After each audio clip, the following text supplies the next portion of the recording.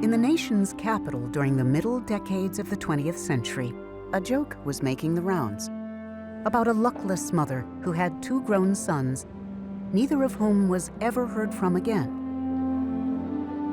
One was lost at sea. The other became vice president. It's this weird situation with the vice presidency where you're the running mate, you're the other face on the political campaign button, but unless the president of the United States wants to give you something to do, you can basically sit around twiddling your thumbs. It's historically seen as a political death sentence. Nobody in the history of America, nobody in the history of the world has ever looked at themselves in the mirror and said, if I do everything right, someday I'll be vice president. And yet, the vice president has been key to the continuity of government since the early years of the Republic. And were a bookie to calculate the odds of a vice president succeeding to the presidency rather than being elected to it, they would shake out at roughly 1 in 5. 8 times in history, a U.S. president has died in office. 1 time in history, a president has resigned. There were at least 19 times in history where the president of the United States was almost assassinated, almost died of illness, and almost died due to accident. So it's sort of shocking to me that despite that history, we don't pay more attention to the seriousness of the office.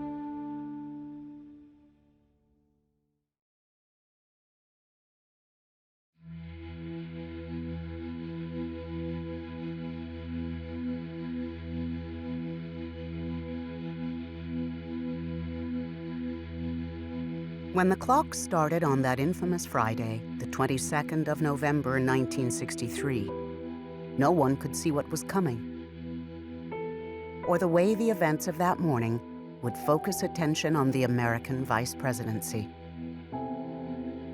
But in the recollection of Lady Bird Johnson, the vice president's wife, it began with the clouds parting. After a drizzling morning, the sun came out bright and beautiful. We were going into Dallas. The president's plane now touching down, and the president and Mrs. Kennedy have arrived at Dallas Love Field.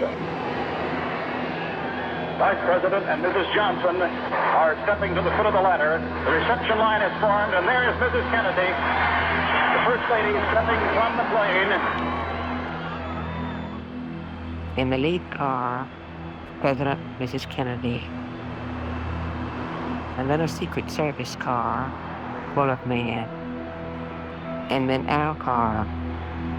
There are hardly any clouds in the northern skies, and the president will be riding in the open.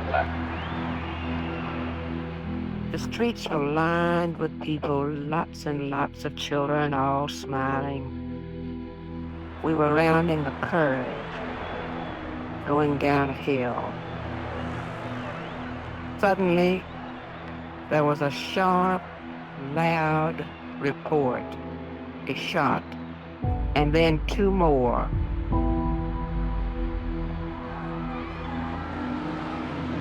I heard over the radio system, "Let's get out of here." And our Secret Service man who was with us vaulted over the front seat on top of Lyndon, threw him to the floor, and said, "Get down."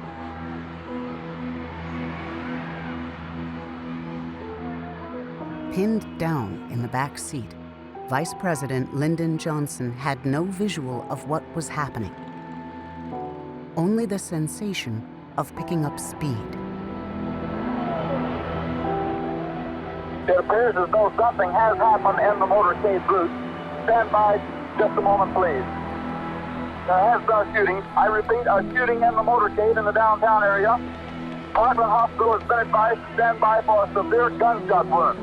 And the first unconfirmed reports say the president was hit in the head.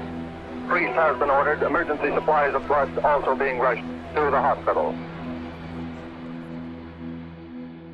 As of that grim morning, Johnson had been Vice President of the United States for 2 years, 10 months, and 2 days. And by his own account, he had detested every minute of it. President Johnson was what he'd had in mind, an ambition first announced at 17 or so, then doggedly pursued straight into the halls of Congress. He'd been elected Senate Minority Leader at 46, and Majority Leader the following year, the youngest man ever to hold that post. By 1960, he wielded so much power in Washington that he'd waited until the very last minute to declare his candidacy for president, expecting to best the primary favorite John Kennedy in the back rooms at the Democratic National Convention. But that had proved a serious miscalculation. And on the balloting, it's a Kennedy landslide. Mr. Chairman, Wyoming's vote will make a majority for Senator Kennedy. With no shot at the top of the ticket, Johnson had settled for running mate, persuaded the Democrats could not win the election without him. The vice presidency was, for Johnson, as for so many who had held the office before him, a consolation prize without consolation. Denied an office in the West Wing and a seat on Air Force One, disdained by Kennedy's urbane inner circle, who snidely referred to the Texas-born VP and his wife as Uncle Corn Pone and his little lamb chop, Johnson had become, as one observer put it, a man without a purpose, a great horse in a very small corral. Are you familiar with the name Lyndon Johnson? No. Pardon? No. No? What's that? No? He's not president. John Kennedy knew Johnson was a restless person, and he assigned him to some, sort of mediocre commissions and different things, just to kind of keep him busy. And he also turned Johnson into a roving diplomat, traveling around the world and meeting with world leaders. I think Kennedy's attitude was that he didn't really need the vice president nearby. He didn't need the vice president involved in the day-to-day business of the administration. If Johnson gamely played his part, he did so knowing it was only a show. The vice presidency is filled with trips around the world, chauffeurs, men saluting, people clapping, chairmanships of councils, he once said. But in the end, it is nothing. Standing with his wife now, though, in a close, curtained-off room at Dallas's Parkland Hospital, his office suddenly took on a new cast. I think it was from Kenny O'Donnell that I first heard the words, "The president is dead." I think LBJ is contemplating and trying to make sense of a lot of things that are happening very fast. He's about to get the job that he's always wanted, but this isn't how he wants it. From Dallas, Texas, the flash, apparently official, President Kennedy died at 1 p.m. Central Standard Time, 2 o'clock Eastern Standard Time, some 38 minutes ago.